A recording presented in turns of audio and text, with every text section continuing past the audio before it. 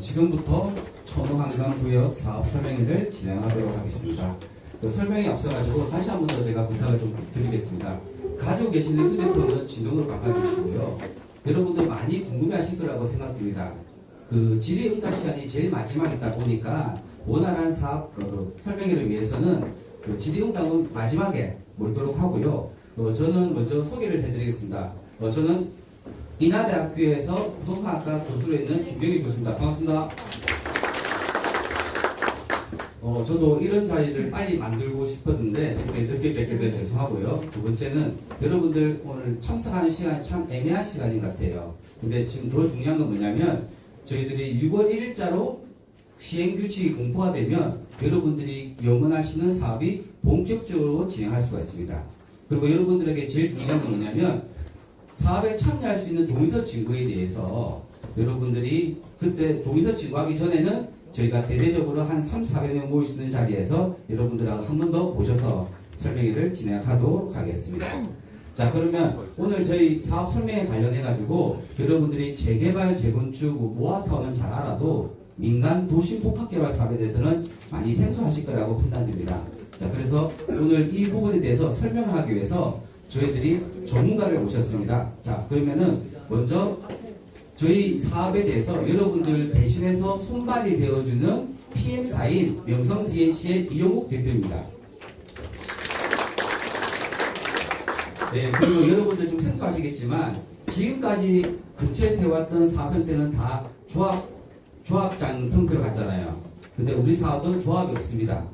그 대신에 여러분들에게 투명하고 효율적이고 그리고 수익의 극대화를 위해 가지고는 이제는 자본력이 큰 신탁사를 저희들로 시행자로 지정해서 하다 보니까 저희들한테 제일 중요한 게 누구냐? 설계보다는 정비보다는 신탁사가 제일 중요합니다. 자, 저희 대신 자산 신탁에서 나오셨습니다. 네, 그래서 오늘 설명회는 제가 앞부분에 대해서 도심 복합 개발 사업이 어떤 건지 설명해 드리고요. 그리고 PM사에서 저희 사업구역을 어떻게 추진할 건지, 그리고 여러분들 아직은 멀었지만은 저희들이 사업 시행자로 대신 자산 신탁을 지정할 경우에는 대신에 앞으로 어떻게 여러분들에게 사업을 제시할 건지에 대해서 말씀드리도록 하겠습니다. 자, 그리고 이 설명에 앞서가지고 제가 여기 계신 분도 많이 알고 있지만은 일단 오늘 원활한 회의 진행을 위해서 제가 의장과 사회자로서 여러분들한테 동의를 받고 회의를 진행하고자 합니다. 자, 동의를 하신다고 하면 큰 박수를 맞아주시기 바랍니다. 네, 감사합니다. 자, 여러분들한테 도심 복합개발 사업에 대해서 제가 오해 아닌 오해를 풀어드리도록 하겠습니다. 자, 첫 번째가요.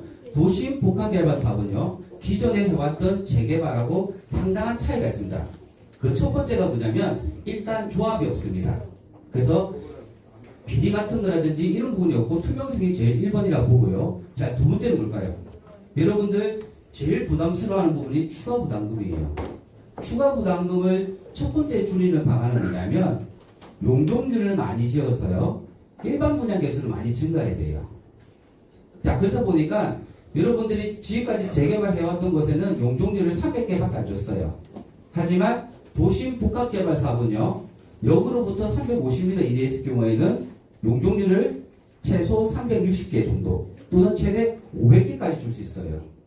여러분들이 제일 걱정하는 게 그 부분이잖아요. 뭐냐면 공사비가 계속 올라가는데 이러다가 정말 추가 부담금 많이 늘어나는 거 아니야? 라고 생각하실 수가 있는데 그 첫 번째 방안이 한 번 지을 때 용적률을 최대 지어가지고 일반 분양을 많이 함으로써 그 수입원을 충당하고 여러분들에게 추가 부담금을 줄이기 위한 방안입니다. 자, 그리고 이 도시복합개발 사업이 작년 7월 달에 전국적으로 법이 공포가 되고 시행이 됐었습니다.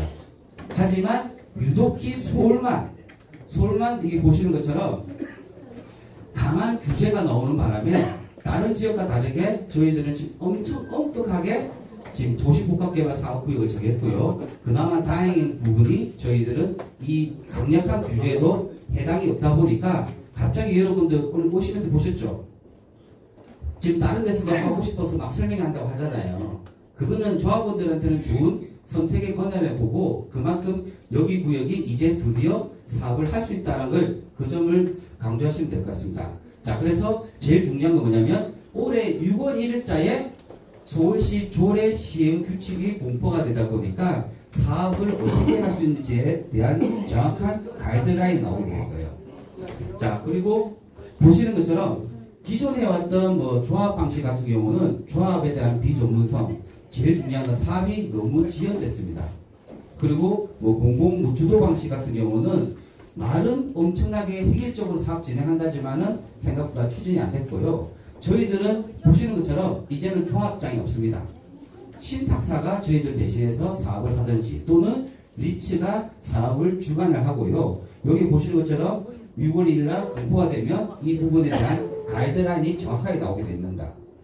자, 여러분들 보시는 것처럼 이 도시복합에도 두 가지가 있어요. 첫 번째가 뭐냐면 성장 거점형이라는 좀 어려운 단어가 있지만은 이 부분은 보시는 것처럼 우리가 아파트만 짓는 게 아니고 지산도 지어야 되고 근생도 지어야 되고 용적률을 많이 받으려면 숙박시설도 지어야 돼요.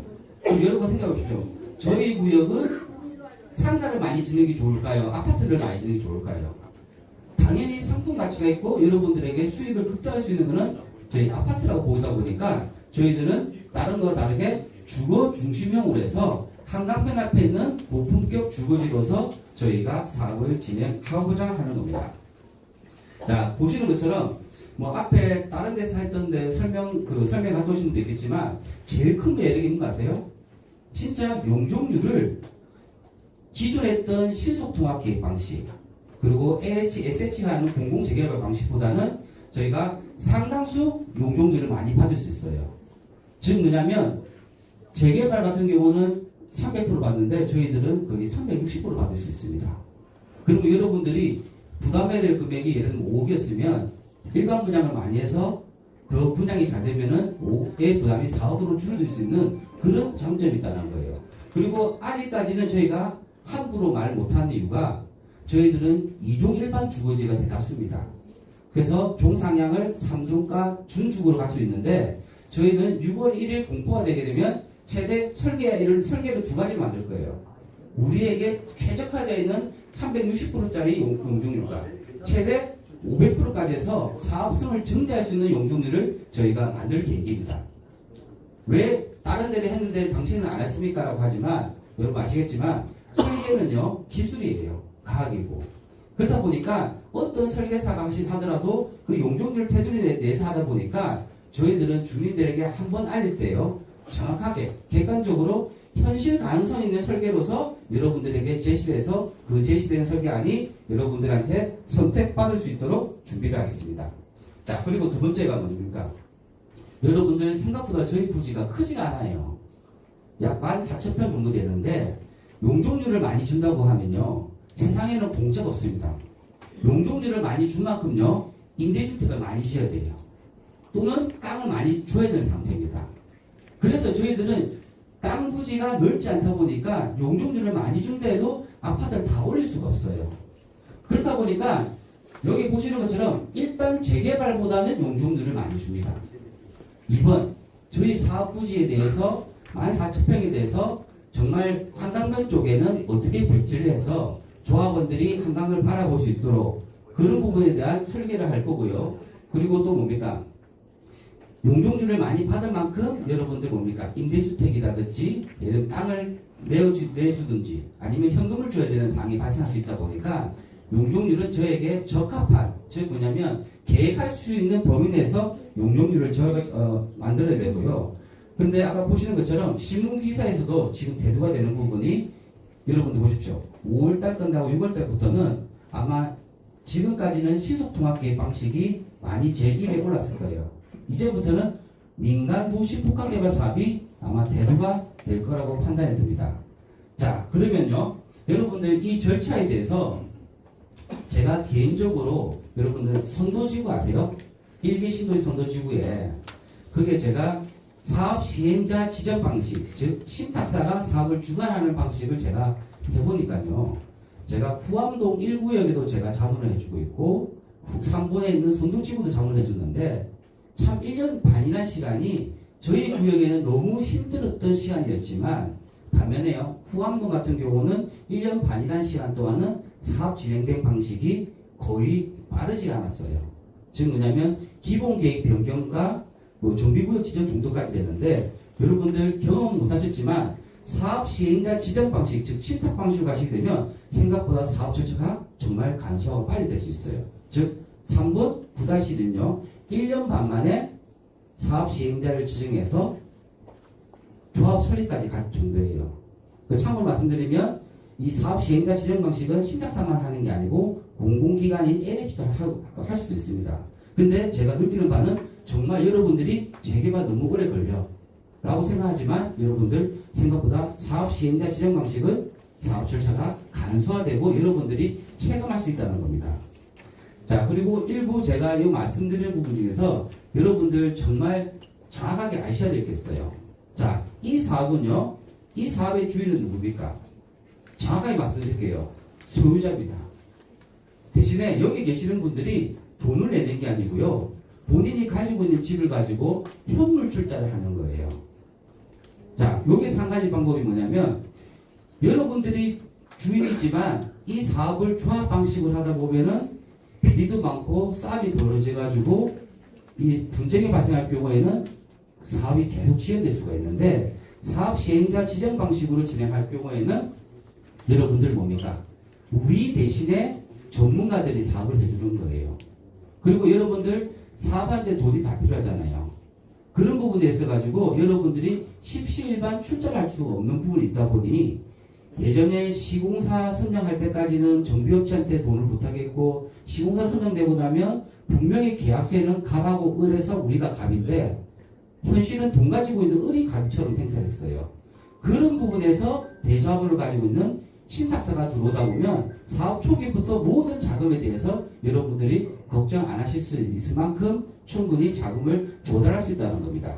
자, 그래서 여러분들 정말 설명회를 들으시면서 제일 중요한 게 뭐냐? 우리가 제일 선택을 잘해야 될 거는 누구냐면 PM업체가 아니에요. 정말 중요한 거는 신탁사를 어느 신탁사를 선정을 하고 여러분들 아시겠죠? 우리 사업이요 거의 1조 이상 되는 사업입니다. 그 사업에서 스스로 1%, 1.5%, 2% 이 부분이 몇백억 되는 거예요. 그 몇백억을 맡겼을 때 정말 우리한테 잘해주시는 신탁사를 선택하시는 게 거의 1번이라고 보는 거고요. 이 PM업체 같은 경우는 여러분들 아시겠지만 여러분들 대신에 손발이 되어가지고 동의서도 받아주고 사업을 같이 행정적으로 진행해주는 업체가 PM업체라고 보시면 될 겁니다. 그리고 아시는 것처럼 설계업체는요. 저희가 앞으로 설계를 보여드리는데 이 설계는요. 계속 바뀝니다. 저희들이 처음에 잡았던 설계안 그리고 여러분 아시겠지만은 그 혁신도시지구로 지정되면은 그때 나오는 설계안 그리고 여러분들이 제일 좋아하시는 부분이 예를 들면 시공사 삼성이라든지 이런 데서 들어오게 되면 또 설계가 또 바뀌게 됐어요. 그래서 이런 부분에서 설계업체가 있는 부분이 있고 세 번째는 뭡니까? 저는 한 가지 말씀을 드리고 싶은 부분이 저는 현재 소홀했어요. 재개발 재건축의 갈등 조정 책임감으로 있어요. 즉 뭐냐면 주민들 간의 갈등이 벌어지고 문제가 발생할 경우는 제가 제3자로서 가서 이 일을 해결해 주는 일을 합니다. 저 또한 그런 일을 하다 보니까 여러분들 사업 초기에 제일 중요한 부분이 뭐냐면 주민들 간에 분쟁이 발생되면 안 돼요. 그래서 저희도 사업을 진행하려고 하고 있고요. 다른 데서 하려고 하고 있어요. 그러면 소유자 입장에서는 야 갑자기 왜 이래? 할 만큼 아시겠죠? 좋은 선택이지만 이 부분이 여러분들이 선택을 하듯이 즉 좋을지 올려놓고 어느 업체가 잘하는지 지켜보시는 것보다는 지금까지 여러분들한테 지켜봐왔던 이 업체들하고 주민분들끼리 모여가지고 한 군데를 선택하셔야 됩니다. 그래서 저도 그쪽에 있는 분들하고 얘기를 해서 저는 제일 첫 번째가 뭐냐면 분쟁이 발생되면 안 된다. 그거는 다들 이권 때문이고 이익 때문이잖아요. 근데 저는 그렇게 생각하지 않고 제 같은 경우는 일단 분쟁 발생하지가 않아야 되고 두 번째는 뭘까요? 최대한 조합원들이 수수료도 작게 내고 최대한 용역비를 절감할 수 있는 방안에서 그런 부분에서 선택할 수 있는 권한이 돼야 되는데 이런 부분이 업체들한테 약간 뭡니까? 밀리면 안 되다 보니까 여러분들 저는 그렇습니다. 추진 위원장도 아니고 이 현장에서 올라와가 여러분들하고 많은 교감을 가졌다고 생각 들어요. 그 부분에서 저는 최고 오늘 설명의 중요한 사항은 뭐냐면 여러분들 절대 싸우지 마시고요. 마지막 선택할 때, 즉 동의서 진구할 때는 저는 반드시 한 개의 업체로서 갈 수 있도록 준비를 하도록 하겠습니다. 자, 저는 여기까지 설명을 드리고 이제부터는 우리 사업구역에 대해서 전문가들이 와서 어떻게 사업을 계획할 건지를 먼저 말씀을 듣도록 하겠습니다. 자, 그러면은 명성 DNC의 이용호 대표님께서 그 뒤에 사업의 일정을 말씀해 주시기 바라겠습니다.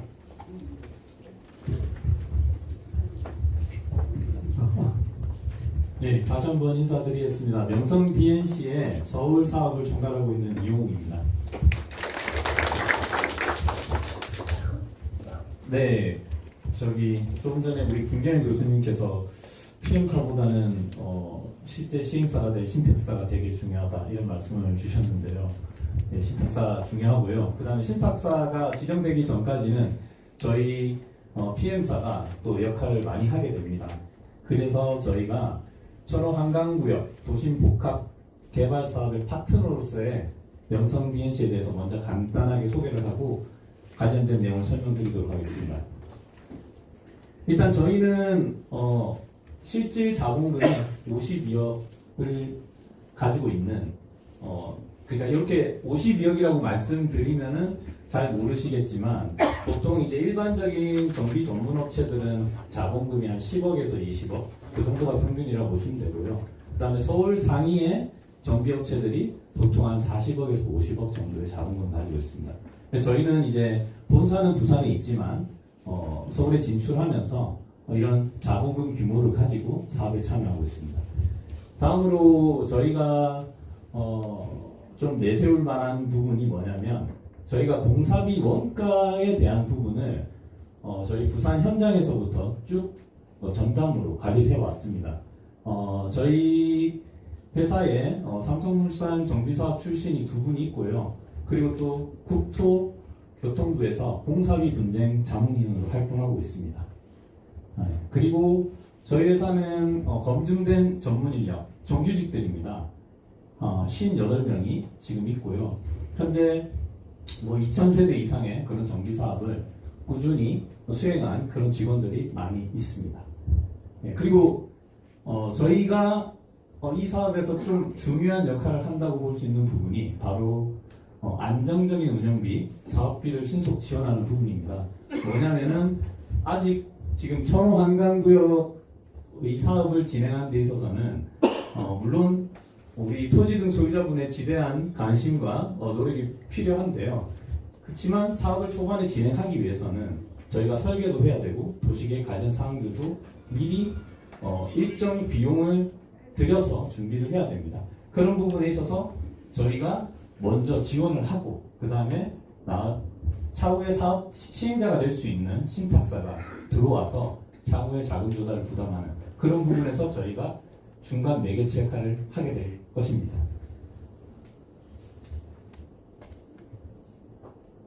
네, 다음입니다.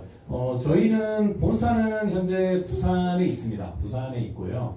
부산에서만 50개 가량의 그런 현장을 보유해 왔고, 그리고 현재 지금 현재는 또 서울에 저희가 사업을 진출했습니다. 진출했고 지금 이 철원 한강구역을 스타트를 해서요. 현재 석천동 쪽에도 지금 똑같이 도심복합 개발로 진행하고 있는 부분이 있고요. 그 다음에 저희가 도심복합 개발로서는 저희 현장하고는 조금 시행자가 다른 형태입니다. 부산의 사직역에 그 종합운동장이 있는 사직역에 도심복합 개발 하나 진행하고 있고, 이거는 신탁 방식이 아닌 리츠 방식으로 저희 회사가 대다수 자본금을 출자해서 진행하고 있는 그런 복합 개발 사업이 있습니다. 네, 여기까지 저희 회사에 대해서는 간략하게 소개드렸고요. 그 다음에 우리 사업구역의 기본 현황입니다. 네, 일단 저희 사업구역은 면적이 약 12,500평 정도 됩니다. 현재 약간 지금 현재 가운데에 가로주택 정비로 지금 진행되고 있는 현장이 있다 보니까 약간 아랫 모양의 구역계를 가지고 있습니다만 이거는 설계적으로 극복할 수 있는 부분이라고 보여집니다. 그리고 대부분의 용도 지역은 2종이 많이 있고요. 그 다음에 3종 일반 주거 지역이 혼재되어 있는 그런 상황입니다. 예, 다음으로 저희가 이제 역시 이게 도심복합 사업도 결국은 정비 사업의 이제 일부인데요. 이게 결국 또 노후 불량도를 확인을 해야 되는 부분입니다. 그래서 저희 쪽 사업 구역계의 노후 불량도를 확인한 결과 저희가 이제 일반적인 재개발 사업에서 3분의 2 이상의 20년 이상 된 3분의 2 이상의 노후 불량도를 확인을 했고요. 그 다음에 저희가 보시면은 여기 지금 암사역이 이쪽에 있고요. 그 다음에 이제 이쪽에 천호역이 있는데요. 저희가 이제 암사역 기준으로 봤을 때는 한 여기 정도까지 가 한 350m 됩니다. 그래서 저희가 역세권의 면적이나 내용들도 충족을 하고 있습니다. 그리고 이제 서울시에서 지금 서울시 시행령 그리고 조례와 시행규칙상의 그 이제 접도 조건이 있습니다. 거기에 대해서는 이제 간선도로 20m 부분은 이쪽 우측에 8호선이 지나가는 요 도로변으로 충족이 가능하고요. 그 다음에 이제 폭 6m 이상의 일단의 지분인데요. 이거는 시행규칙 지금 현재 이제 알려진 내용에 따르면은 현재 이 저희 구역 내에서 도시계획도로를 계획을 해서 포함을 시키면 충분히 충족할 수 있는 조건으로 확인되고 있습니다.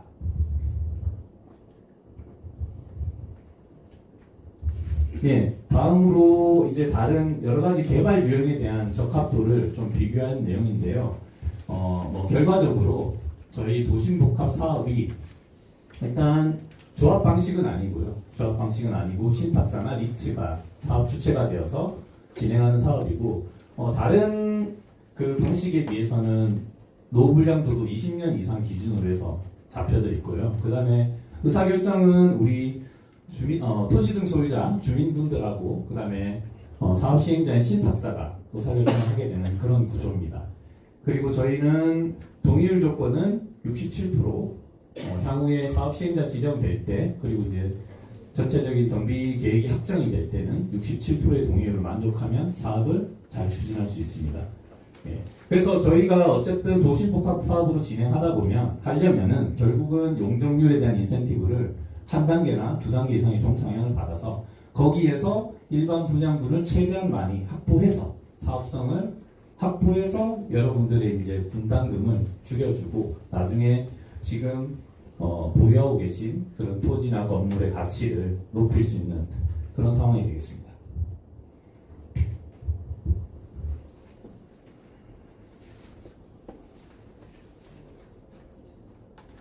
예, 다음으로 개발 유형의 적합도인데요.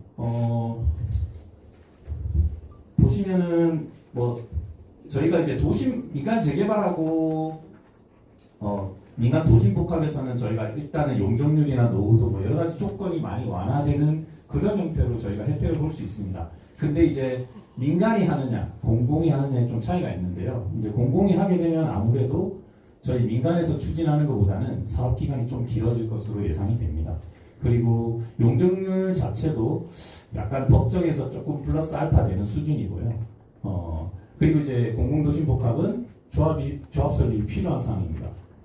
네, 그리고 이제 미동의자에 대한 보상 같은 것들은 감정평가를 수용해야 되는 그런 상황이고요. 이거는 저희가 만약 민간 도심 복합을 하게 되면 시세 수준으로 정해서 보상을 진행할 예정입니다. 그 다음에 공공기여나 이런 부분들은 일단 공공이 진행하다 보면 공공주택에 대한 비율을 많이 높이게 되는 경향이 있고요. 저희는 증가한 용적률의 50%만 부담하면 되는 그런 수준입니다. 이 부분도 저희가 이제 상황에 따라서 협의가 가능한 부분이 있습니다. 그리고 초기 동의율도 이제 저희가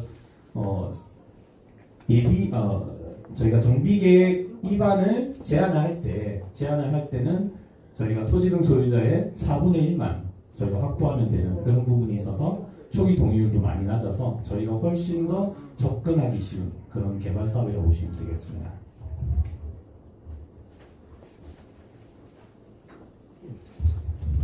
예, 사업 추진에 대한 일정입니다. 지금 저희가 이제 6월 1일자로 서울시의 시행규칙이 이제 공포가 되면요, 저희는 이제 그 동의서를 저희가 이제 진구해서요, 입안 제안을 준비할 예정입니다. 이때 사업시행 예정자 지정도 같이 들어가게 되는데요. 이때 이제 대신 자선신탁이 같이 참여해서 진행할 예정이고요. 그렇게 되면 입안 제안이 수용이 되면 이제 지구 지정과 사업 시행자 지정에 대한 동의를 다시 받아서 진행하게 됩니다. 이제 이게 저희가 보통 지금은 이제 한 6개월 정도 그냥 노멀하게 표시한 거고요. 저희가 좀 더 노력해서 빨리 동의서를 받을 수 있으면 한 3개월, 4개월 내에서 저희가 사업 시행자 지정까지 좀 일정을 당길 수 있는 방법으로 진행할 예정입니다. 이후에는 저희가 이제 사업 시행자까지 지정이 완료되면 이때는 이제 신탁사가 사업 시행자로서의 역할을 이제 그때부터는 주도적으로 나가게 되고요. 이때는 시공사 선정 중요한 부분입니다. 이때 시공사 선정하게 되는데 신탁사가 단독으로 정하는 건 아니고요. 토지 등 소유자 전체에 의해서 중요한 의사결정은 하게 됩니다. 이때 시공사 선정이나 사업 시행 계획 그리고 관리 처분 계획 등을 의결하게 되는데요. 그 중에서 먼저 시공사를 선정할 예정이고, 예, 하이엔드 브랜드는 저희가 이제 최대한 노력해서 잘 유치할 수 있도록 하겠습니다. 예, 그 이후에는 사업 시행인가, 그다음에 관리 처분, 그다음 이주 철거, 착공 준공 순서대로 진행할 예정인데요. 일반적인 재개발 사업보다는 훨씬 더 저희가 빨리 진행할 수 있을 것으로 예상이 됩니다.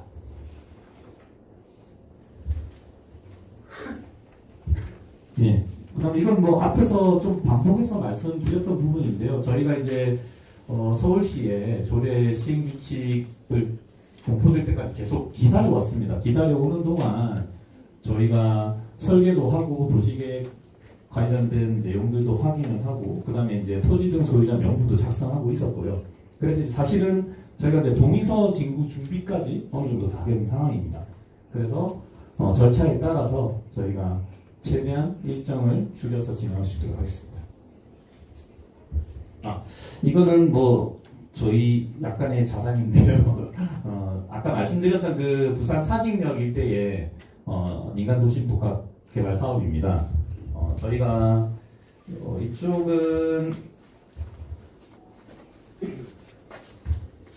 이쪽도 저희랑 규모가 좀 비슷합니다. 한 13,000평 규모고요. 근데 이제 여기는 이종하고 준주거로 이제 용도 지역이 형성이 되어 있습니다.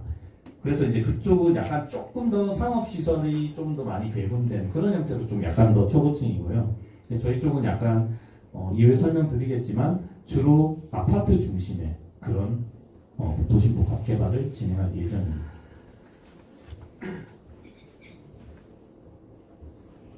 네, 이거는 뭐 참고적인 사항인데요. 저희가 이제 도심복합 개발 사업에서는 시행자를 둘 중에 하나로 정할 수 있습니다. 리츠 방식이 있고요. 그 다음에 이제 신탁 방식이 있습니다. 이때 이제 토지 등 소유자분께서 관련된 여러 가지 영향들이 좀 있는데요. 리츠 방식은 사실 리츠라는 부동산 투자회사를 설립을 해서 그 부동산 투자회사가 직접 자금을 조달을 합니다. 조달을 해서 나중에 결국은 초반에 이제 앞단에 필요한 여러 자금들이 있습니다. 설계를 하는 부분들도 있고, 그 다음에 동의서를 진구하기 위해서 여러 가지 비용들을 쓰게 되는 부분들이 있는데요. 이제 그런 부분에 있어서는 만약에 혹시라도 뭐 그럴 일은 없겠지만 사업이 잘 안 되거나 분쟁이 생겨서 늦어질 때 이제 주민에 대한 비용 청구 부담은 없습니다. 이런 형태가 있고요. 그 다음에 주민에 대한 뭐 이익들은 다 관리 처분의 내용으로 다 정리해서 공유되고요. 그리고 자금 조달은 그 부동산 투자회사에서 직접 자금 조달을 하게 됩니다. 그리고 이게 부동산 리츠라는 회사는 이제 이 부동산 투자회사법이라는 게 있습니다. 그 안에서 여러 가지 AMC 뭐 이런 여러 가지 공적으로 견제할 수 있는 그런 회사들이 있어서요. 약간 공공의 책임을 가지고 하는 그런 사업이고요. 그 다음에 이제 최근에 저희가 많이 진행하고 있는 거는 이제 신탁 방식입니다. 이제 신탁 방식이라는 건 결국 신탁사가 이제 결국 토지등 소유자를 대리해서 모든 사업을 진행하는데요. 근데 이제 상대적으로 약간의 그 좀 취급하는 사업비에 대한 취급 방식이 좀 달라서 약간 이제 원리금 상환에 대한 부분 이런 부분들이 조금 부담이 있을 수는 있습니다. 그렇지만 이런 약간의 차이가 있고요. 대신에 자금 조달이나 이런 부분들은 지금 저희와 같이 이제 대신자산 신탁과 같이 좀 이제 금융사 기반의 그런 또 신탁사들은 이 자금 조달에 대한 강점을 가지고 있어서 또 사업을 진행하기에는 무리가 없어 보입니다. 예, 비례율은 뭐 잘 아실 겁니다. 이 비례율은 그냥 간단히 설명을 드리자면 그냥 저희가 간평을 하게 됩니다. 간평을 하게 되면 종전자산평가총액이라고 해서 각 소유하고 계신 토지 건물, 주택에 대한 그 자산을 평가를 총액을 따지고요. 그 다음에 이제 저희가 예상하는 일반 분양분을 포함한 전체 수입을 보고요. 그 다음에 이제 거기에서 전체 일반 분양분과 또 여러분들의 분담금이 같이 들어가 있겠죠. 그 다음에 이제 저희가 공사비라든지 금융비용이라든지 여러 가지 사업비들을 뺀 그 율을 이제 비례율이라고 하고요. 예. 그래서 여기에다가 이제 기존의 종전 자산평가액에다가 비례율을 곱하면 여러분의 권리 가액이 나오게 됩니다. 이제 요거는 저희가 이제 비례율을 높이기 위해서는 결국 총수입 일반 분양을 할 수 있는 세대수를 많이 만들면 총수입이 늘어나겠죠. 예, 그래서 이제 그런 부분에 대해서 저희가 설계적으로 잘 접근해서 준비하고요. 그다음 사업비 부분은 결국 제일 비중이 큰 거는 공사비입니다. 이제 공사비를 가장 합리적으로 이제 신탁사가 사업 시행자가 되면 그런 부분에 대해서 검증도 하고 저희도 같이 저희 PM사도 같이 정비를 해서 같이 검토를 해서 공사비를 최대한 합리적으로 낮출 수 있도록 그렇게 진행할 거고요. 그 다음에 금융비용이라든지 이런 부분들은 또 대신자산 신탁이 전반적으로 조달 비용이 낮기 때문에 유리한 부분이 있습니다. 그래서 이제 그렇게 해서 최대한 비례율을 높일 수 있는 방향으로 사업을 풀어갈 수 있도록 하겠습니다. 그 다음 저희 컨셉인데요. 이건 뭐 아직 확정된 건 아닙니다. 확정된 건 아니고요. 이제 보통 저희가 일반 분양을 받으시는 분들은 이런 재개발 사업에서 일반 분양 받으시는 분들은 이제 원래 일반 분양가가 있고요. 그 다음에 나중에 시장에서의 시세가 있습니다. 그 시세 차익에 대한 부분만 나중에 준공할 때 결정이 나겠죠. 이 부분이. 그래서 이제 프리미엄이 생기는 거고요. 대신에 이제 우리 토지 등 소유자분들은 분양을 받는다고 하면 청산을 하지 않고 분양을 받는다고 하면 저희가 이제 토지 등 소유자 분양가를 이제 임시적으로 책정할 수 있는데요. 이 부분을 저희가 일반 분양가보다는 한 20% 최소 20% 이상은 할인된 분양가로 제공할 수 있도록 최대한 사업성을 맞춰볼 생각이고요. 결국은 이 부분이 크면 클수록 지금 현재 토지 등 소유자분들의 가치, 이 보유하고 계신 자산의 가치를 높일 수 있는 그런 부분이라고 보시면 되겠습니다. 참고하시면 될 것 같고요. 예. 그 다음에 저희 지금 이제 층 배정입니다. 층 배정은 당연히 이제 로얄층을 우선 배정해서 토지등 소유자에게 진행할 예정이고요. 지금 저희가 계획하고 있는 아직까지는 뭐 계획 단계입니다. 아직 확정된 건 아니고요. 지금 현재 아파트 높이는 층수가 한 24층에서 한 28층 정도 되는 걸로 지금 보여집니다. 그럴 때 저희가 이제 어느 정도 비율을 확보할 수 있는 그런 층은 한 15층 이상, 15층 이상을 이제 가급적이면 로얄층이라 보고 요거를 이제 토지등 소유자에게 우선 배정할 수 있는 그런 부분을 보고 있습니다. 지금 저희 명부상으로는 저희가 이제 파악한 명부상으로는 토지등 소유자 수가 한 603명 정도 됩니다. 근데 이제 저희가 지금 계획하고 있는 세대 수는 1250세대 정도 되는 차이가 있습니다. 그래서 한 절반층 정도는 이제 토지등 소유자 분께서 우선 배정해서 간다. 이렇게 이해하면 좋을 것 같습니다. 예, 이후에 뭐 토지등 소유자 분양 혜택은 일반적인데요. 당연히 이제 무이자 이주비 지급이 될 수 있도록 그렇게 진행할 거고요. 그다음 사업이익에 대한 배분은 아까 말씀드렸다시피 비례율을 극대화해서 여러분의 수익이 배분이 잘 될 수 있도록 그렇게 추진할 예정입니다. 예, 이것도 일반적인 부분인데요. 지금까지 했던 얘기들이고요. 분양권 뭐 당연히 이제 분양권 받으실 수 있고요. 그다음에 당연히 프리미엄도 앞단에서 일반 분양자와 비교도 되지 않는 그런 수준으로 가져가시게 될 거고요. 그다음에 옵션에 대한 무상 지원은 나중에 이제 구체적으로 설계나 마감이나 이런 내용들이 나오면은 그때 옵션에 대한 내용들을 정리해서 의사결정하면 될 것 같습니다. 의결층 대신 말씀드렸고요. 그 다음에 무이자 위주비도 당연히 그렇게 물론 뭐 이것도 비용적인 부분이긴 합니다. 그렇지만 그래도 이제 부담을 줄여드려야지만이 나중에 또 편하게 입주하실 수 있기 때문에 그렇게 진행할 거고요. 사업 수익 배분 계속 말씀드렸고 최대 잠재적 가치 상승할 수 있도록 하겠습니다. 특히 사업기간 단축하고 비용 줄이는 부분 되게 중요하게 생각하는 부분입니다. 그런 부분이 잘 될 수 있도록 그렇게 진행하겠습니다. 그렇게 해서 저희가 보는 여러분들의 재산 가치는 이제 저희가 보통 일반 재개발 사업을 하게 되면 시공사 선정, 사업계획 인가 받는 시점, 관리 처분, 착공, 입주 이렇게 중요한 굴곡점마다 자산 가치가 상승될 수 있도록 그렇게 준비하도록 하겠습니다. 네, 이상입니다. 네, 먼저 그 설명한 사항 중에서 오해하시면 안 되는 사항이 뭐냐면, 첫 번째는 저희들은 그 리츠 방식이 아닌 신탁상 방식으로 진행을 할 거예요. 근데 그 부분에서 저희들은 뭐 일단 리츠는 이제 그만큼 명성이 사업을 매입할 수 있는 금액도 크고 하니까 그 부분 말씀드린 것 같은데 저희는 신탁사로 진행을 할 겁니다. 참고로 말씀드리면 신탁사 같은 경우는 보통 수수료 부분이 총 사업비에서 뭐 1%, 1.5% 얘기를 하고요. PM사 같은 경우는 이렇게 뭐 전체 사업비의 몇 프로 달라는 걸 하진 않아요. 보통 공개 경쟁 입찰로 해서 이 일식 용역금으로 가다 보니까 그런 부분에서 뭐 PM사들은 뭐 사업비의 몇 프로 준다 이런 건 없습니다. 그런 거 오해하지 마시고요. 자, 오늘 이 부분에 대해서 제가 한 가지 말씀드릴 부분이 저희 계획안에 대해서는 여러분들 아직까지 확정된 게 아니에요. 자, 예를 들어 볼게요. 저희 사업 단계는 이제 막 아기를 가지려고 하는 시기에 도래된 구역입니다.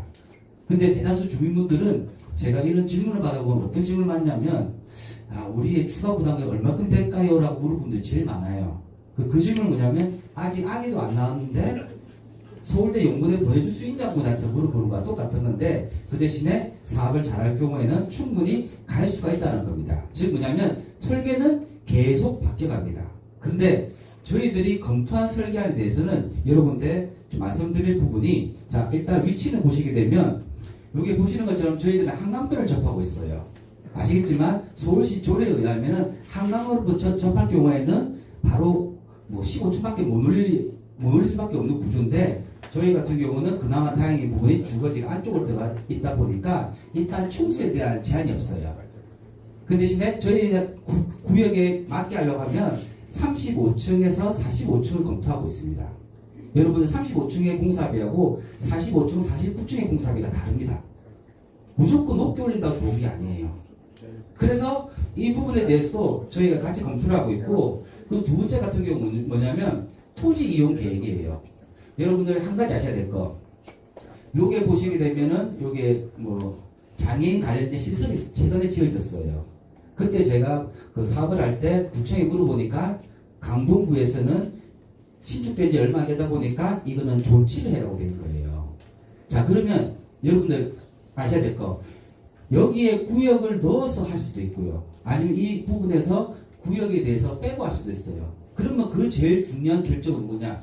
여기 계시는 분들 소유자들의 의견을 들어야 됩니다. 근데 한 가지 아셔야 될 거는 현실적으로 강동구에서는 이 부분을 존치하라고 하니까 저희가 함부로 사업구역에 넣을 수가 없다는 거고요. 두 번째는 보시는 것처럼 이 도로는 불특정 다수들이 이용한 도로예요. 현실적으로 말하면 기본적으로 우리가 6m 이상 도로를 만들어줘야 되는데 다행인 것이 저희들은 12m 도로와 이쪽에 도로 10m 도로를 확보하게 되면 한강변 가는 쪽의 라인들에 대해서는 정말 잘 돼 있고 이 인근 지역에 있는 사람들이 이용할 수 있도록 저희가 옆에 12m 도로를 또 만들어 드릴 수가 있습니다. 그래서 이 부분은 현재 계획안에 불과하고요. 확정된 게 아니에요. 여러분 아시겠지만 우리가 그림을 아무리 잘 그려와도요. 결과적으로 뭐냐?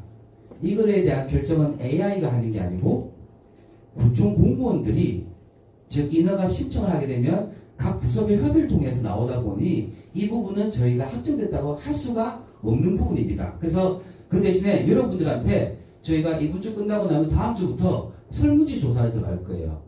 여러분들이 몇 평대를 원하는지 그리고 위치상으로 어디를 원하시는지 그런 부분을 설명회를 통할 거고요. 여기 보시는 것처럼 용적률은 360% 정도로 해서 저희가 계획을 잡았어요.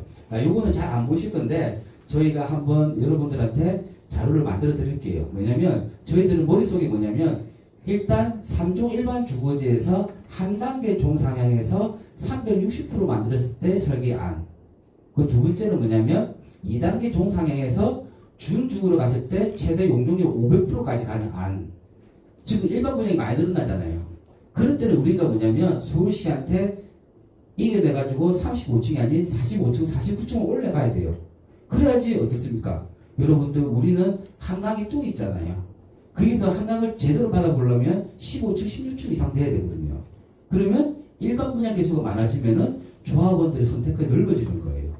즉 조합원들이 한강볼 라인 쪽으로 다 배치가 가능할 수 있기 때문에 그런 부분을 지금 확정할 수 없고 저희들은 단계별로 용적률 많이 준다면 그래 수익이 증가되니까 제대로 올리자.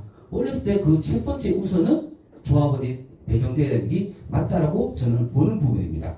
그래서 이 설계 부분에서도 여러분들 아시겠지만 우리 구역에는 또 뭐가 있습니까? 오피스텔이 있어요. 여러분들 재개발에 보면 오피스텔 분들은 아파트를 못 받아요. 상가도 못 받아요. 오피스텔 아니면 못 받거든요. 근데 여러분들 오피스텔이라는 개념이 우리 지금 살고 있는 구역에 있는 작은 오피스텔이 아니고요. 아파트 단지 내에 있는 주거용 오피스텔이에요. 그러다 보니까 저희들은 오피스텔 소유자분들도 우리 구역에서 충분히 거주하실 수 있도록 오피스텔도 만들었어요. 여러분들 아시겠지만 나는 집을 가지고 있지만 향후에 이자까지 내려고 하면 부담스러워 하시는 분들 있잖아요. 그런 분들한테 저희가 이번에 우리가 평형대 조사를 할 때 여러분들한테 말 그대로 부담할 수 있는 부담금으로 그렇게 할 수 있도록 저희 평형대 조사를 실시할 겁니다. 그리고 저희가 앞으로 여러분들 의견을 많이 들어야 되는 부분이 뭐냐, 저는 건축사가 아니에요. 여기 하우드 건축에서도 나오셨지만 예를 들어서 제가 압구정 상구역에서도 막 이 설명을 해보지만 이제는 아파트의 단위세도 중요하지만요, 이제는 전체 아파트 단지 커뮤니티 시설이 중요하거든요. 그 첫 번째 얼굴이 뭐냐면 아파트 들어가는 입구 쪽에 있는 지하 주차장 라인이에요. 그래서 저희는 최대 보니까 지상에 공원화시키고 주차시설은 지하로 넣어서 배정을 할 거고요. 그리고 여러분 아시겠지만 저희들은 한강변을 끼고 있습니다. 그래서 자전거 전용 도로부터 해서 우리는 한강을 접한 명품 주거단지로 가려면 이 관련된 특화를 만들어야 돼요. 즉 상가를 만들더라도 이 관련성으로 가지고 특화된 상가를 만들어야 되고요. 그리고 내가 보시는 것처럼 단지 내 산책로 같은 경우, 그리고 우리는 여러분 아시겠지만 한강을 볼 수가 있는 곳이지 않습니까? 예전에 커뮤니티 시설은 다 지하로 갔어요. 이제는 뭡니까? 우리는 위에 지상으로 가서 브릿지를 연결해서 공사비 들더라도 이렇게 같이 있는 걸 하면 될 거고요. 그리고 제가 개인적으로 술을 좋아하다 보니까 맨날 이렇게 술을 먹고 처하도 있습니다. 그러다 보면 단 한 가지 특징이 있어요. 우리 구역에는 한강을 접하고 있잖아요. 그런 특징이 뭐냐면 젊은 여자분들이 많이 거주하고 계세요. 즉 뭐냐면 주거환경이 안전하고 깨끗하니까. 근데 길 암사시장 쪽 가다 보면은 또 제 같은 사람들 많죠. 술 먹고 막 있는 사람들 많은데, 그래서 제가 저녁 7시부터 9시까지 지켜보니까 강아지를 데리고 애견을 데리고 걷는 친구들이 많아가지고 요즘은 이런 것처럼 저희 한강변을 접하면서 단지 내에서 그 강아지하고 이렇게 즐길 수 있는 산책로도 이렇게 특화해서 만들 계획입니다. 그리고 한 가지 아셔야 될 부분은 뭐냐면 방과후 아카데미는 있지만은 저희들은 재개발이 아니에요. 단순 집주민이 목적이 아니에요. 역세권 근처에서 도심이잖아요. 주거와 직장이 같이 혼재가 돼야 돼요. 그리고 이 강동구는 어떠냐? 제가 보니까는 생애 첫 직장 잡으시는 분들 많이 있습니다. 그런 분들한테 뭔가 주거의 안정감과 직장에 대한 접근성을 좋게 하기 위해서는 저희들이 이런 부분에서 복합적 시설을 같이 반영하는 게 제일 좋다고 보는 거고요. 그리고 두 번째 뭡니까? 저희가 늘 닫혔던 문이 이제는 오픈이 되었습니다. 그리고 이번 계기로 해서 저도 많이 반성을 하고 있고요. 이제부터 시작을 해서 여러분들하고 이제 소통할 수 있는 그런 부분을 만들었습니다. 그리고 보시는 것처럼 저희 촌호동 327-11번지에 여러분들 제일 많이 지나가는 그 코너 자리에 사무실이 오픈되어 있고요. 두 번째는 뭐냐면 여러분들 그 카톡방이 있어요. 저희들은 실명으로 다 들어오는 방입니다. 왜냐하면 소유자분들이 실명으로 들어와야지만이 누군가한테 비방하지 않는데 말 그대로 실명이 안 돼 가면은 다들 있죠. 막상 보면은 아무 말 못하는데 오픈 채팅방만 들어가면 자신감 생겨가지고 막 말을 가격하게 하는데 저희들은 그런 자리가 아니에요. 다들 실명을 가지고 참여하셔가지고 본인의 의사표시를 충분히 할 수 있고 그 말에 대한 책임을 질 수 있도록 오픈 채팅방이 아닌 저희들은 실명방으로 운영을 합니다. 자, 그리고 이 설명회가 끝나고 나면 저희들 아시겠지만은 이 설명회 중요한 게 아니에요. 제일 중요한 거는 뭐냐면 이 사업을 대신 자산신탁하고 하겠다라는 동의서를 받아야 돼요. 그 동의서를 제일 빨리 받는 부분이 중요하고요. 그리고 우리 구역 내에서도 아시겠지만 솔직히 그렇잖아요. 여러분들 철거하고 나면 남는 게 뭡니까? 땅밖에 없잖아요. 솔직히 객관적으로 말하면 빌라 소유자들이 가지고 있는 땅의 면적과 상가 건물 가지고 있고 다가구주택 가지고 계시는 분들의 상가 토지 면적은 달라요. 똑같이 할 수가 없다는 거예요. 그런데 여러분 아시겠지만 재개발 방식 가면은 강제로 뺏기는 분위기입니다. 하지만 저희들은 뭐가 있습니까? 신탁사가 있잖아요. 즉 뭐냐면 이제 다가구 주택 가지신 분과 상가 가지신 분들이 선택권이 넓어졌다는 거예요. 이제는 뺏기는 게 아니고 충분히 여러분들이 가격을 제시하셔가지고 원하는 금액은 받아갑니다. 하지만 한 가지 말씀드릴게요. 지금 시작한 데서 지금 가격에 제시하시면은 아무도 살 수 있는 권한 가진 사람이 없어요. 즉 뭐냐면 이 사업은 절차 사업이다 보니까 첫 번째가 예비 시행자가 대신 자산신탁이 되어야 되고요. 그리고 두 번째는 뭘까요? 우리 사업구역을 어떻게 구역 지정해서 용적률하고 높이까지 어떻게 할지 그거를 구청하고 시청에서 결정을 받아야 됩니다. 즉 설계가 나와야 되거든요. 설계가 나오고 난 뒤에 마지막에 대신 자산신탁이 본 시행자로 지정되어야지만이 즉 뭐냐면 지금부터 1년 반 정도 지나야지만이 즉 사업이 안정화되어야지만이 여러분들이 말씀하셨던 그런 금액들을 반영할 거고요. 상식적으로 생각해 보십시오. 지금 가격을 얘기하면 뭐랄까요? 다들 경기도 안 좋으니까 싸게 하려고 할 거잖아요. 하지만 1년 반 정도 지났을 때는 여러분들 그만큼 이 사업을 아시고 기다리셨잖아요.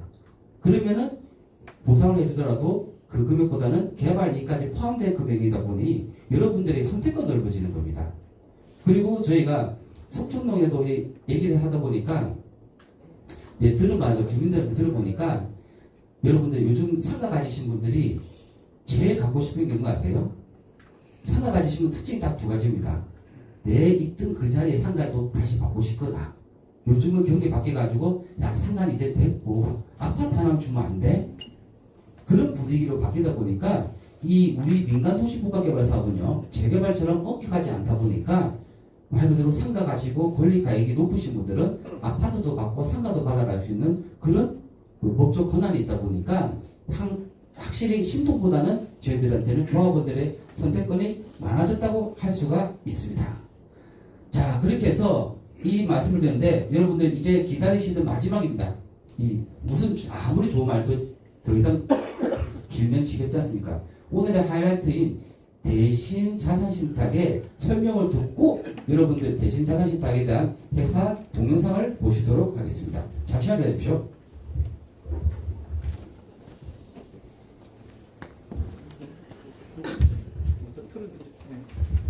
틀고 난 뒤에 동영상 볼까요? 네,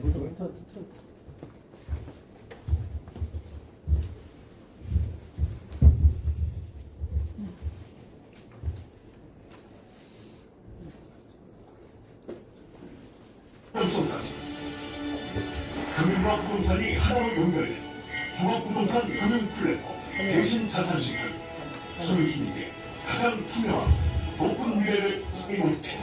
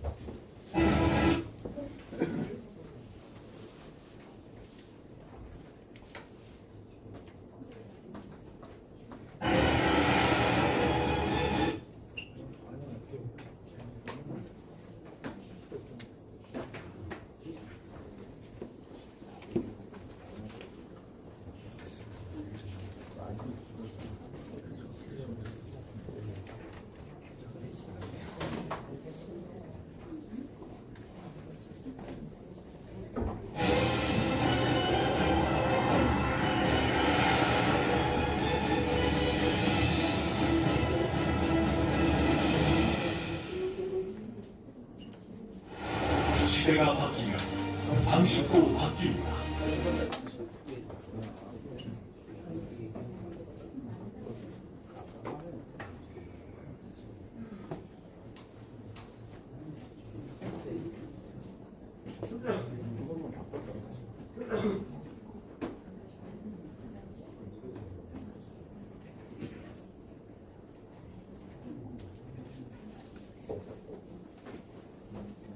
오케이. 예, 됐습니다.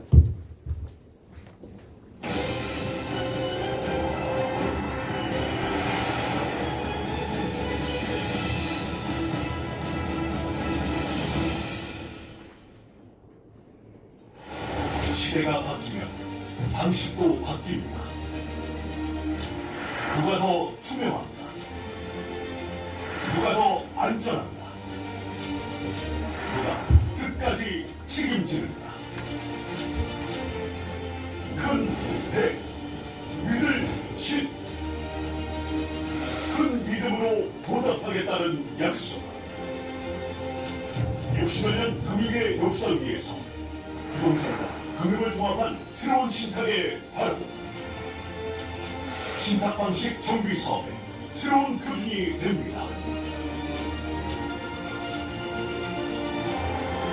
트러스트, 하모니, 익스퍼트, 대신 자산 신탁. 증권업계 전통의 명가. 대신 들권이 100% 출자, 대신 파이낸셜 그룹의 부동산 전문 금융회사, 대신 자산 신탁. 대신 파이낸셜 그룹은 1962년 창립 이래 60여 년간의 업력, 그룹 자산 약 31조 2,576억 원. 외환위기 속에서도 꺾이지 않은 국내 10번째 종합금융 투자 사업자. 위기에도 흔들리지 않는 능력과 통찰력, 그리고 안정성까지. 금융과 부동산이 하나로 연결된 종합부동산 금융 플랫폼 대신 자산 신탁. 소유주에게 가장 투명하고 높은 미래를 약속드립니다. 자산의 가치를 올리고 미래의 가능성을 넓히는 중요한 선택. 그리고 그 중요한 선택 앞에서 우리는 묻습니다. 누가 끝까지 책임질 수 있는가? 누가 구조적으로 안전한가? 누가 실적으로 증명되었는가? 큰 믿음으로 보답하는 이름. 대신. 트러스트, 하모니, 익스퍼트, 대신 자산 신탁. 정비사업 새로운 기준이 됩니다.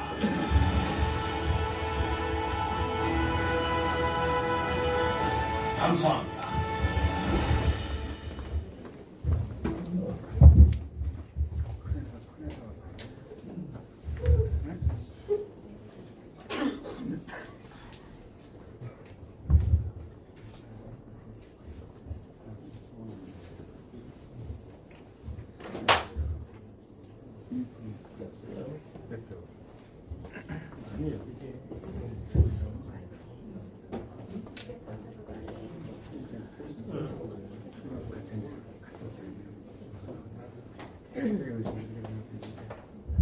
예, 간략하게 그 대신자산 신탁의 김성호 팀장입니다. 예, 반갑습니다. 간략하게 좀 동영상을 좀 보여드렸고요. 그 다음으로는 저희 도시복합개발 사업에 대해서 대신자산 신탁의 대략적인 소개 말씀을 드리겠습니다. 기본적인 도시개발 사업의 도입 배경에 대해서는 좀 생략하도록 하겠습니다. 네, 마찬가지고요. 저희 대신자산 신탁은 1919년에 7월에 인가가 되고요. 저희가 대신 증권이 모 기업이고 100% 출자한 회사입니다. 저희가 각 계열사에 포함해서 그룹 자산 한 39조 정도의 영향을 가지고 있고요.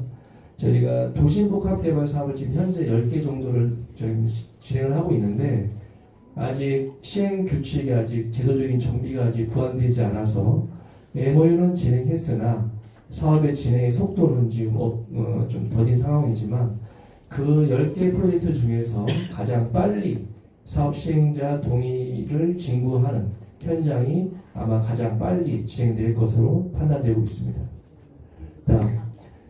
요거는 뭐 회사 내부 기준인데 전체 회사의 재무 건전성은 뭐 14개 신탁사 중에서 한 3위 정도를 지금 기록하고 있습니다.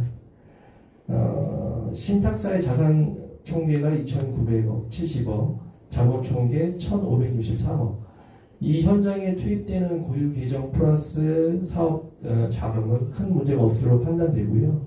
현재 재개발 정비 사업만 한 20여 개가 진행되고 있어서 아무리 뭐 일단 재개발이지만 일단은 사업의 진행에 있어서는 자금의 이 현장에 관련된 자금 지원에 대한 부분은 걱정이 없다는 말씀을 드리겠습니다. 내부 조직도는 생각토록 하겠습니다. 저희가 내신 자산 신탁에서 가지고 있는 실적 중에 하나가 나일론 한남을 저희가 시작을 했습니다. 물론 정비 사업은 아닙니다. 하지만 저희가 대신 프로퍼티라는 법인이 있어서 시행 법인을 가지고 있다 보니까 신탁사가 대부분의 자금을 빌려주는 금융기관이라든지 신탁회사의 기능, 그러니까 어떤 금융의 구조를 가지고 있다고 한다면 대신자산 신탁은 저희가 부동산 디벨로퍼의 기능도 갖고 있다 보니까 여기에 투영된 어떤 그 상품의 어떤 나중에 그 아파트를 건설할 때 이런 고급화에 전략들과 브랜드, 하이엔드 브랜드의 런칭에 대한 두 가지 이슈가 있을 것으로 판단돼서 아마 이 현장에도 그런 두 가지 이슈를 제가 접목할 계획이 있습니다. 저희가 뭐 신탁 여러 진짜 목동 13단지 재건축 현장을 좀 진행하고 있고요. 한 3,800세대 정도 됩니다. 그리고 안산 군자주공, 상도 15구역 3,200세대 지금 통합 심의를 진행하고 있습니다. 여기가 아까 우리 사회자님께서 말씀하신 속대입구 가로동 현장이고요. 포함 특계 5구역인데 저희가 사업 시행 정비계획 결정 시부터 사업 시행자 지금 통합 심의가 접수가 됐는데 저희가 한 4, 5개월 만에 진행을 했고요. 이 정비 사업, 특히 도시 복합개발 사업 포함한 이 사업의 속도는 저희가 인허가의 속도는 저희가 다른 14개 신탁사 중에서 가장 빠르게 패스트 트랙으로 진행할 것으로 저희가 보여요. 그 부분에 대해서는 자신 있게 말씀드릴 수 있을 것 같습니다. 나머지 최근에 봤던 11모구역 3,900세대 시행자 고시 동의서 1개월 만에 진구를 했습니다. 이거는 저희가 대략 정비 사업 실적인데 저희가 최근에 작년 말부터 14개 신탁사 중에서 신규 수주 현장 지금 지금 신탁사 14개 신탁사 중에서 가장 많은 지금 신규 수주를 지금 진행하고 있고요. 지금 거의 연 한 10,000세대 이상씩 저희가 수주를 하고 있습니다. 가장 중요한 게 사실은 뭐 사업의 안정성, 이 사업을 진행하기 위한 자금의 투입 여러 가지가 있겠습니다만 그 가장 중요한 부분이 아마 사업의 속도, 인허가의 속도라고 보여집니다. 인허가가 빨리 종결이 돼야 주민들이 원하는 토지 등 소유자님이 원하는 어떤 집에 거주하시기 때문에 이 사업의 속도는 재개발 및 도시복합개발 사업에서 거의 핵심 키워드로 봐도 아마 무방할 것으로 판단됩니다. 안산군자 주공 구단지 9개월 만에 저희 통합심의 완료했습니다. 상도 15구역 3,800세대 12개월 만에 저희가 통합심의 완료했습니다. 목동 시산단지 8개월 만에 통합심의 지금 예정에 있습니다. 축대입구 가로등 현장 저희가 4개월 만에 시행자고시부터 통합심의 완료 4개월 만에 지금 완료했습니다.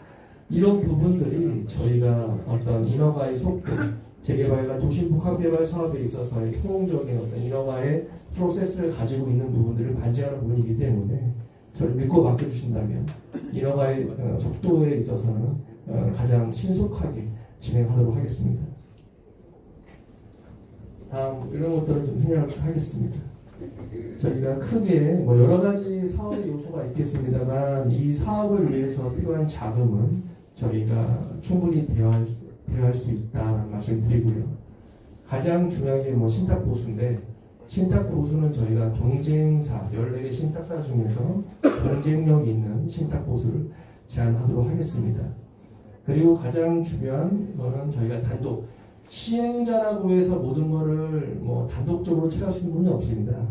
토지 등 소유자 전체 회의를 통해서 시공자 선정을 포함한 어떤 매 안건 가장 중요한 비용의 부담에 대한 부분들은 전체 토지 등 소유자와 협의를 통해서 진행하도록 되어 있습니다. 시행자는 코디네이터지 시행자를 단독적으로 수행하는 건 없습니다. 그렇기 때문에 저희가 원활하게 향후에 정비사업위원회가 발족이 되면 정비사업위원회하고 지속적으로 업무 협약을 통해서 저희가 최저간의 어떤 안을 통해서 저희가 사업 진행을 협의하고 진행토록 하겠습니다.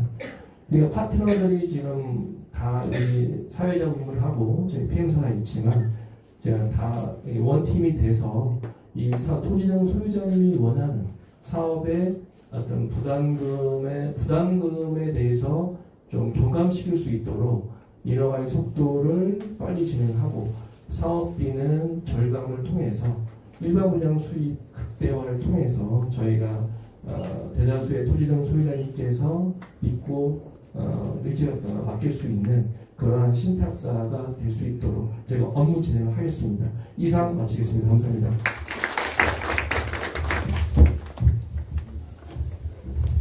네, 오늘 초대를 했던 이 협력업체로부터 얘기 들었습니다. 아마 여러분들 지금 저희 대강 관계가 있다 보니까 여러분들 지금 이 얘기를 듣고 생각보다 느끼는 부분이 우리 이 구역이 예전 재정비 촉진사업, 지역주택조합, 신속통합기획, 모아타운 다 안 되는데 이번에 정말 될까라고 생각하시지만 저희가 봤을 때는 분명히 이번에는 될 수밖에 없는 구조이고요.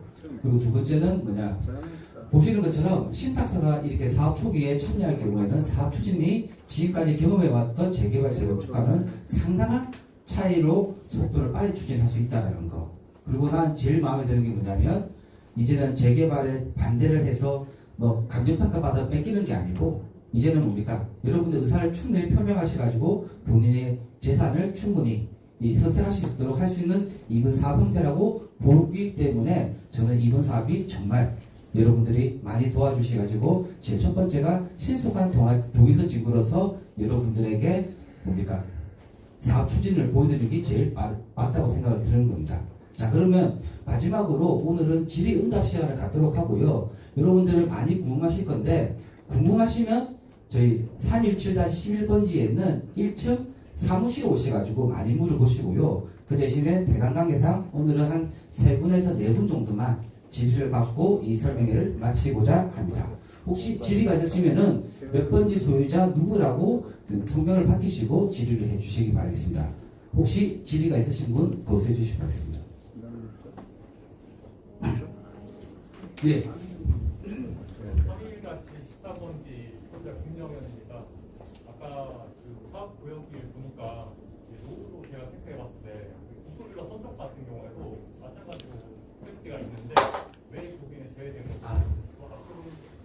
포함된 건지 그 기준이 좀 알려주세요. 아시는 건 예.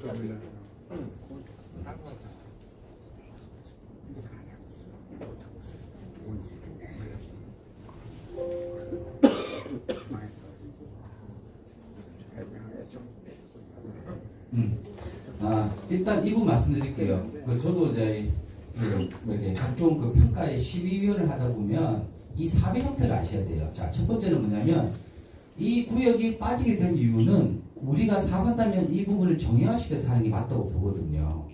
근데 이 부분이 빠진 이유는 여기가 현재 가로주택을 추진하고 있어요. 근데 가로주택 추진하는 이유가 여러분 아시겠지만 35세대가 조합은 35명이 85세대 만들어지다 보니까 규모가 크진 않습니다. 그런데 이 가로주택 정비사업은요, 공사비하고 이런 비용에 대한 조달을 어떻게 하냐면 허그를 통해 가지고 공사비를 50% 지원받도록 되어 있어요. 그런데 여기는 어떤 상황이냐면 보시는 것처럼 규모가 작다 보니까 일부 시공사가 들어오지 않았고요. 이번에 소무 아이딘가라는 회사가 들어왔는데 여기는 아시겠지만 허그가 보증을 해주려고 하면 매출이 약 500억 이상이 돼야 됩니다. 근데 그 회사가 되지 않다 보니까 허그에서 공사비 지급 못한 거예요. 그래서 이 비용에 대해서 말 그대로 지금 현재 유치권이 형성가 되어 있는 상태고요. 이 부분은 저희가 감히 뭐라고 할 수 있는 부분이 아니고, 자, 두 번째는 뭐냐? 여기에 계시는 분이 15층으로 해서 가로주택을 축수를 지었어요. 그런데 우리가 이 나머지 부분을 구역에 포함시킨다고 하면 여기는 어떻게 됩니까?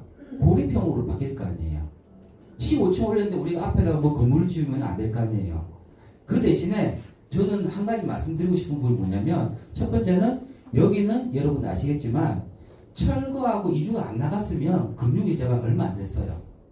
그러면 진짜 우리가 사업 크게 할 때 같이 할 수 있는 검토가 필요할 수 있는데, 여기는 지금 정말 지금 비용들이 많이 발생하고 있다 보니까 여기를 포함한 순간 여러분들의 이익이 이분들을 나눠줘야 될 상황이 발생할 수 있다 보니 그거는 감히 현재로서는 제가 말씀드릴 수가 없고요. 두 번째는 뭐냐, 이 부분이 오늘 진행이 되고 이 총수가 올라갈 여지가 보인다고 하면, 그렇죠, 제 입장에서 그렇습니다. 이렇게 땅 모양 되는 것보다는, 잘 보세요, 제일 중요한 게 뭐냐면 구역이 확정되죠.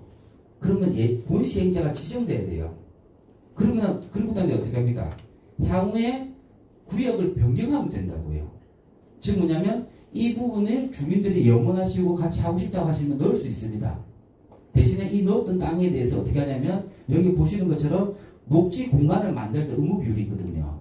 그러면 저희가 이 구역의 조합원이 뭐라고 CS도 같이 하세요라고 얘기하면은 저희 공원의 위치를 이 부분으로 바꾸는 거예요. 맞죠? 그리고 공원은 나무밖에 없잖아요. 그럼 이분들이 15층 올렸을 때 한강을 바라보는데 거의 걸리지 않거든요.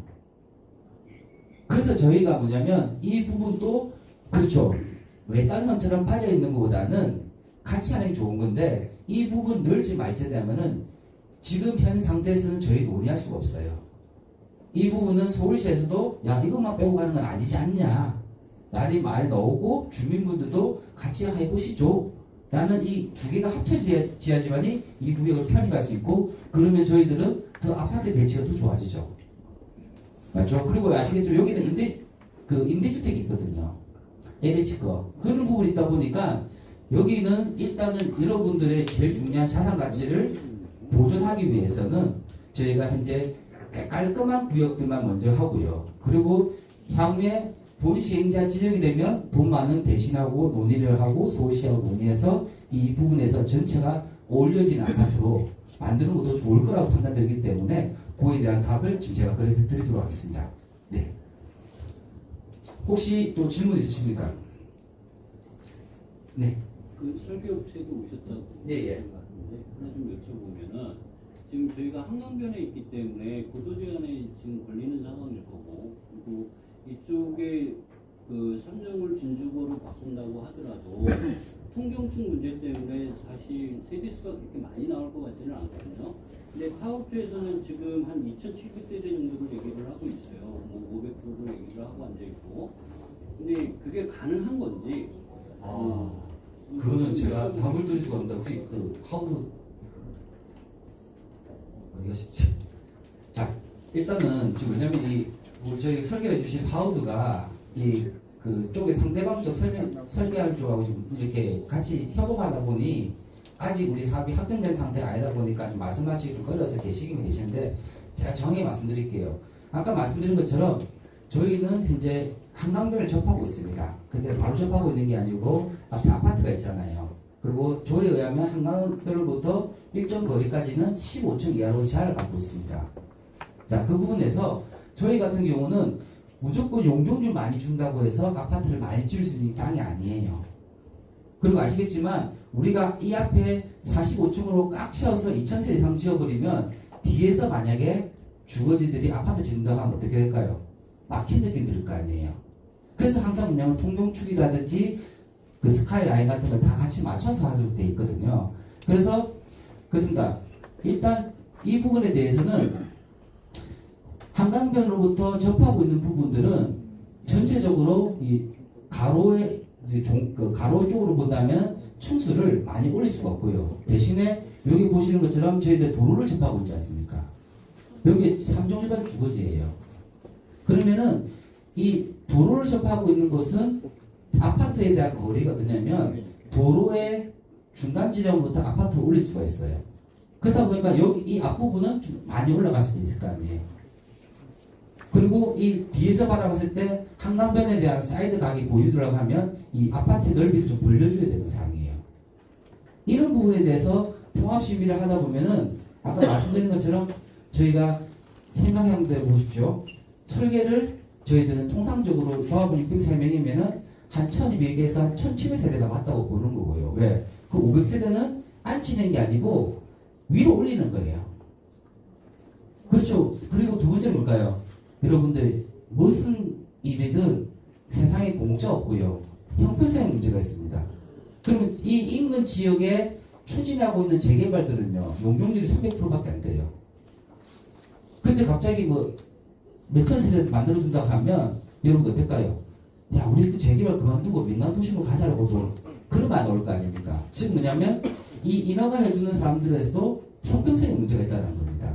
그래서 감히 그 설계 그린 거는 제가 전문가 아닌 상태에서는 뭐 맞다 안 맞다 말씀드리는 것보다는 여러분 생각했을 때는 우리 부지가 생각보다 넓지가 않고 한강변을 여러분들 우리 단독으로 점유하는 것보다는 옆에 있는 사람들과 같이 공유할 수 있는 설계가 나올 수밖에 없는 구조고요.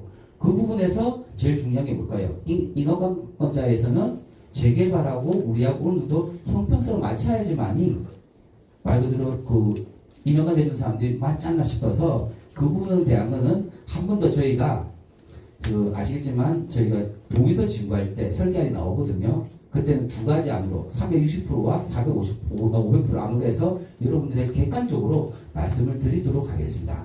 자, 또 마지막으로 질문 하나만 더. 일단 저희 322의 식구 소유자예요.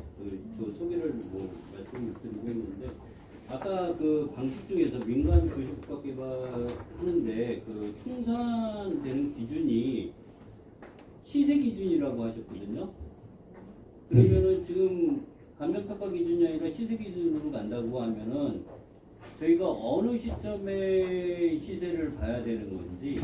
그거는 말씀드릴게요.